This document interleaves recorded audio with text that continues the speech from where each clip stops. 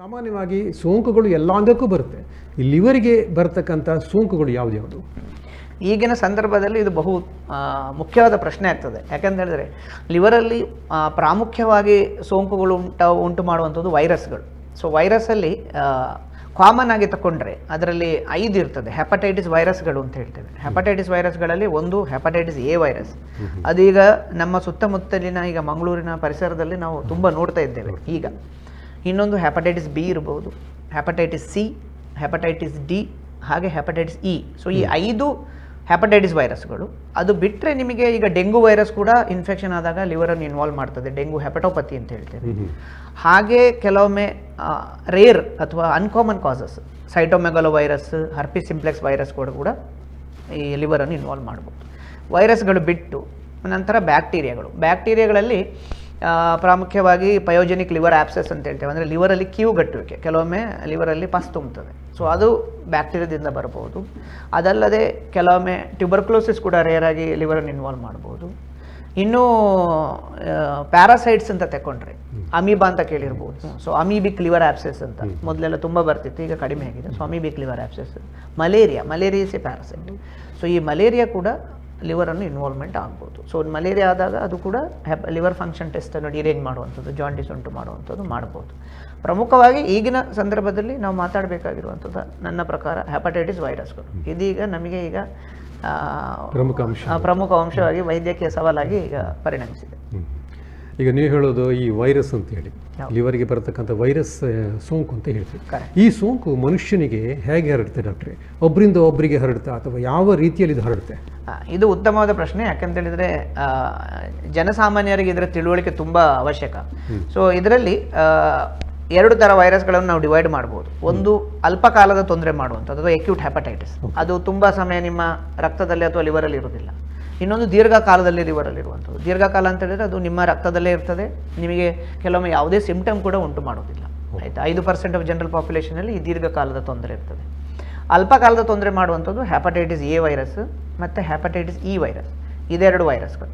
ಇವು ಬರುವಂಥದ್ದು ನಿಮಗೆ ಫೀಕೋ ಓರಲ್ ರೂಟ್ ಅಂತ ಹೇಳ್ತೇವೆ. ಫೀಕೋ ಓರಲ್ ಅಂತ ಹೇಳಿದರೆ ನಾವು ಈಗ ಮಲದಿಂದ ನೀರು ಅಂತ ಹೇಳಿದ್ರೆ ಸ್ಯಾನಿಟೇಷನ್ ಪ್ರಾಬ್ಲಮ್ ಇದ್ದಾಗ, ಅಥವಾ ಎಲ್ಲೋ ಒಂದು ನೀವು ಕುಡಿಯುವ ನೀರಿನಲ್ಲಿ ಈ ವೈರಸ್ ಮಿಕ್ಸ್ ಆದಾಗ, ಯೂಶ್ವಲಿ ಮಲದಲ್ಲಿ ಯಾರಿಗೆ ಇನ್ಫೆಕ್ಷನ್ ಇರ್ತದೆ ಅವರ ಮಲದಲ್ಲಿ ಇದು ಶೆಡ್ ಆಗ್ತಾ ಇರ್ತದೆ ವೈರಸ್. ಸೊ ಆ ವೈರಸ್ ಎಲ್ಲೋ ಕುಡಿಯುವ ನೀರಿನಲ್ಲಿ ಮಿಕ್ಸ್ ಆದಾಗ ಫೀಕೋ ಓರಲ್ ರೂಟ್, ಅದರಿಂದಾಗಿ ನಿಮಗೆ ಕಲುಷಿತವಾದ ನೀರು ಅಥವಾ ಆಹಾರದಿಂದ ಈ ಕಾಯಿಲೆ ನಿಮಗೆ ಬರ್ತದೆ. ಅದರಲ್ಲಿ ಪ್ರಮುಖವಾಗಿ ಹೆಪಟೈಟಿಸ್ ಎ ವೈರಸ್ ಮತ್ತು ಹೆಪಟೈಟಿಸ್ ಇ ವೈರಸ್ ಇದೆರಡು.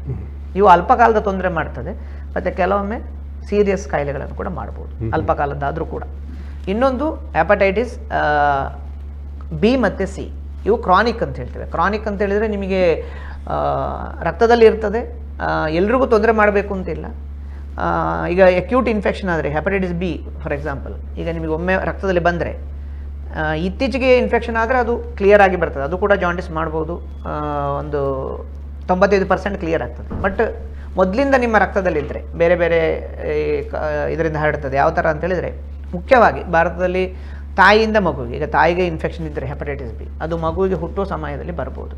ಬಟ್ ಅದಕ್ಕೆ ಬೇಕಾದ ಪ್ರಿವೆನ್ಷನ್ ಎಲ್ಲ ಈಗ ಇದೆ, ಈಗ ನಮ್ಮ ಗೌರ್ಮೆಂಟ್ ಕಾರ್ಯಕ್ರಮಗಳಲ್ಲೂ ಕೂಡ ಇದೆ. ಹಾಗಾಗಿ ಅದು ಒಬ್ಬರಿಂದ ಒಬ್ಬರಿಗೆ, ತಾಯಿಯಿಂದ ಮಗುವಿಗೆ ಬರುವ ಪ್ರಮಾಣ ಕಡಿಮೆ ಆಗಿದೆ. ರಕ್ತದಿಂದ, ಈಗ ರಕ್ತ ಎಲ್ಲ ಈಗ ಸ್ಕ್ರೀನಿಂಗ್ ಮಾಡ್ತಾರೆ, ಬರುವ ಚಾನ್ಸಸ್ ಕಡಿಮೆ, ರಕ್ತದಿಂದ ಬರ್ಬೋದು. ಇನ್ನೊಂದು ಅನ್ಪ್ರೊಟೆಕ್ಟ್ ಸೆಕ್ಷುವಲ್ ಇಂಟರ್ಕೋರ್ಸ್ ಅಂತ ಹೇಳಿದರೆ ಲೈಂಗಿಕ ಸಂಪರ್ಕಗಳಿಂದ ಕೂಡ ಹೆಪಟೈಟಿಸ್ ಬಿ ವೈರಸ್ ಬರ್ಬೋದು. ಸೊ ಹೆಪಟೈಟಿಸ್ ಬಿ ಮತ್ತು ಸಿ ಅದು ದೀರ್ಘಕಾಲದ ಲಿವರ್ ತೊಂದರೆ ಮಾಡುವಂಥದ್ದು. ಅದು ನಿಮ್ಮ ರಕ್ತದಲ್ಲಿ ಇನ್ಫೆಕ್ಷನ್ ಆಗಿರ್ಬೋದು, ಯಾವಾಗೋ ಒಂದಿನ ಅದನ್ನು ಜೋರು ಮಾಡ್ಬೋದು, ತೊಂದರೆ ಕೊಡ್ಬೋದು, ಆ ಥರ. ಸೊ ಈ 2 ವೈರಸ್ಗಳು ಹೆಪಟೈಟಿಸ್ ಎ ಮತ್ತು ಇ ಒಂದು ಕಡೆ ಆದರೆ, ಈ ಬಿ ಮತ್ತು ಸಿ ಇನ್ನೊಂದು ಕಡೆ ದೀರ್ಘಕಾಲದ್ದು. ಡಾಕ್ಟರ್, ಈಗ ನಮ್ಮ ಕೋಸ್ಟಲ್ ಬೆಲ್ಟಲ್ಲಿ ಅಂದರೆ ಕರಾವಳಿ ಪ್ರದೇಶದಲ್ಲಿ ಇತ್ತೀಚಿನ ಪ್ರಮುಖ ಅಂಶ ಅಂತ ಹೇಳಿದರೆ ಸಾಮೂಹಿಕವಾಗಿ ಎಲ್ಲರನ್ನ ಕಾಡ್ತಾ ಇರುವಂಥ ಅಂಶ. ನೀವು ಹೇಳಿದಾಗ ಆಗ ಇದೊಂದು ವೈದ್ಯಕೀಯ ಲೋಕಕ್ಕೆ ಸವಾಲಾಗಿ ಪರಿಣಮಿಸಿದೆ ಅಂತ ಹೇಳಿ, ಈ ಸವಾಲನ್ನು ನಾವು ಹೇಗೆ ನಿಭಾಯಿಸಬಹುದು ಒಂದು ಪ್ರಶ್ನೆ ಅಂತ ಹೇಳಿದ್ರೆ, ಮತ್ತು ಈ ಹೆಚ್ಚಿನ ಪ್ರಮಾಣದಲ್ಲಿ ಸಾಮೂಹಿಕವಾಗಿ ಹೆಚ್ಚಿನ ಜನರಿಗೆ ಈ ಒಂದು ತೊಂದರೆ ಆಗಲಿಕ್ಕೆ ಏನು ಕಾರಣ, ಪ್ರಮುಖ ಕಾರಣ ಏನು? ಈಗ ಪ್ರಮುಖವಾದ ಕಾರಣ ಅಂತೇಳಿದರೆ ನಮಗೆ ಒಂದು ಸೇಫ್ ಕ್ಲೀನ್ ಡ್ರಿಂಕಿಂಗ್ ವಾಟರ್ ಕೊರತೆ ಅಂತ ನನ್ನ ಅಭಿಪ್ರಾಯ. ಯಾಕಂತೇಳಿದ್ರೆ ಇದು ಮುಖ್ಯವಾಗಿ ಬರುವುದೇ ಅದರಿಂದ. ಸೊ ಶುದ್ಧವಾದ ಕುಡಿಯುವ ನೀರು, ಸೊ ಎಲ್ಲೆಲ್ಲೂ ಪ್ರಾಬ್ಲಮ್ ಆಗಿ ಇದು ಬ್ರೇಕ್ಔಟ್ ಆಗಿದೆ ಅಂತ ನನ್ನ ಅಭಿಪ್ರಾಯ. ಯಾಕಂತೇಳಿದ್ರೆ ಬರುವುದೇ ಇದು ಕುಡಿಯೋ ನೀರು ಮತ್ತು ಕಲುಷಿತ ಆಹಾರದಿಂದ. ಜೀವಜಲ. ಹೌದು, ಸಮರ್ಪಕವಾದ ಶುದ್ಧವಾದ ಕುಡಿಯುವ ನೀರಿನ ವ್ಯವಸ್ಥೆಯನ್ನು ನಾವು ಎನ್ಶೂರ್ ಮಾಡಿದರೆ ಆಗ ಈ ಹೆಪಟೈಟಿಸ್ ಎ ಕಾಯಿಲೆಯನ್ನು ತಡೆಗಟ್ಟಬಹುದು. ನಾವು ತಡೆಗಟ್ಟುವ ಕಡೆ ಗಮನ ಕೊಡಬೇಕು ಅಂತ ನನ್ನ ಅಭಿಪ್ರಾಯ. ಓಕೆ, ಅಂದರೆ ಶುದ್ಧವಾದ ಆಹಾರ, ಶುದ್ಧವಾದ ನೀರು, ಶುದ್ಧವಾದ ಗಾಳಿ ಮನುಷ್ಯನಿಗೆ ಬೇಕೇ ಬೇಕು. ನೀವು ಹೇಳೋ ಪ್ರಮುಖ ಅಂಶ ಅಂದರೆ ನೀರು ಕಲುಷಿತವಾಗಿದೆ.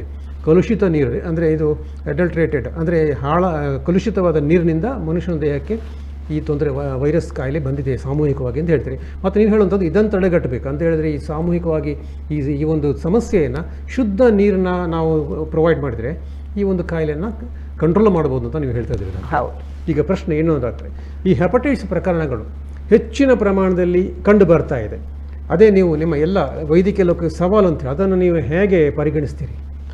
ಈಗ ಏನಾಗ್ತದೆ ಅಂತ ಹೇಳಿದರೆ, ಜನಸಾಮಾನ್ಯರಿಗೆ ಜಾಂಡಿಸ್ ಅಂದರೆ ಭಯ ಆಗ್ತದೆ. ಜಾಂಡಿಸ್ ಅಂತ ಹೇಳಿದ್ರೆ ಲಕ್ಷಣ.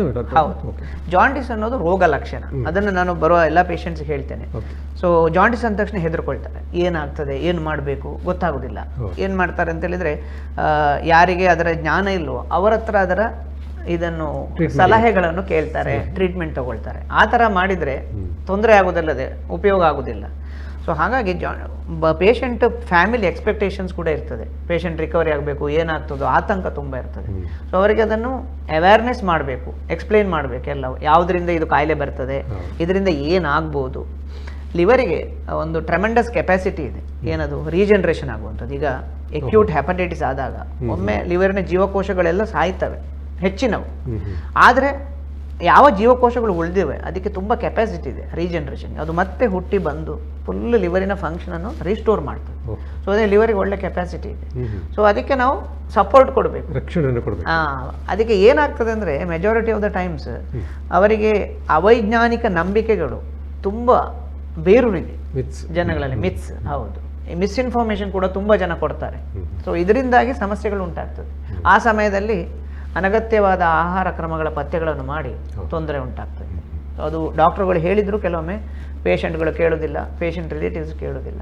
ಹೌದು, ಇವತ್ತು ಸೋಷಿಯಲ್ ಮೀಡಿಯಾದಲ್ಲಿ ಬೇಕಾದಷ್ಟು ವಿಷಯಗಳು ಬರುತ್ತೆ. ಆ ಕಷಾಯ ಕುಡೀರಿ, ಈ ಕಷಾಯ ಕುಡೀರಿ ಅಂತೇಳಿ. ಅದು ಓವರ್ ಡೋಸ್ ಆಗ್ತದೆ. ಬಹುಶಃ ಅದು ಮೇಯ್ನ್ ಪೆಟ್ಟು ಕೊಡೋದು ನೀವು ಹೇಳಿದ ಪ್ರಕಾರ ಲಿವರಿಗೆ ಅಲ್ವಾ ಡಾಕ್ಟರ್? ಹಾಗಾಗಿ ಸೈಡ್ ಎಫೆಕ್ಟ್ ಆಗಿ ಬೇರೆ ಬೇರೆ ತೊಂದರೆಗಳು ಕೂಡ ಲಿವರಿಗೆ ಬರೋ ಸಾಧ್ಯತೆ ಇದೆ ಅಂತ ಹೇಳಿ. ಹೌದು, ಏನಂದ್ರೆ ಸುಮ್ಮನೆ ಡಿಟಾಕ್ಸ್ ಅಂತ ಹೇಳ್ತಾರೆ, ಇನ್ನೊಂದು ಕಷಾಯ ಕುಡೀರಿ ಅಂತ ಹೇಳ್ತಾರೆ. ಆಕ್ಚುಲಿ ಲಿವರಿಗೆ ಅದರದೇ ಆದ ಇಟ್ಸ್ ಎ ಡಿಟಾಕ್ಸ್ ಆರ್ಗನ್, ಅದಕ್ಕೆ ಬೇಕಾದೆಲ್ಲ ಕೆಪಾಸಿಟಿ ಇದೆ. ಆ ಸಮಯದಲ್ಲಿ ನೀವು ಆಹಾರ ಕೊಡಬೇಕು.